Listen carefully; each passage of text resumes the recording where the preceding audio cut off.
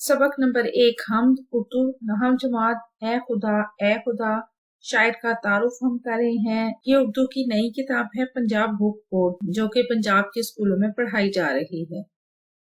شاعر کا تعارف سبق نمبر 1 حمد ہم کر رہے ہیں۔ شاعر اس کے مظفر وارثی ہیں۔ ابتدائی زندگی مظفر وارثی ایک ممتاز شاعر، مضمون نگار اور گیت نگار تھے جن کی پیدائش 1933 کو بھارت کے شہر میرٹھ میں ہوئی۔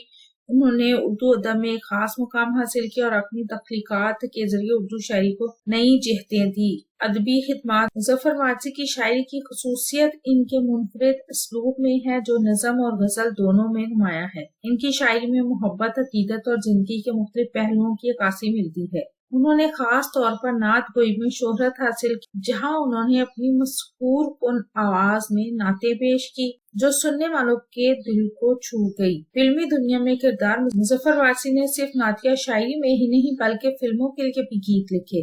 ان کے گیتوں نے نہ صرف عوامی مقبولیت حاصل کی بلکہ ان کی تخلیقی صلاحیتوں کا بھی بھرپور اظہار کیا۔ اعزازات اور خدمات احسان دانش ایک معروف ادبی شخصیت ہیں۔ انہوں نے مظفر وارثی کے بارے میں کہا تھا کہ اگلا زمانہ مظفر وارثی کا ہے۔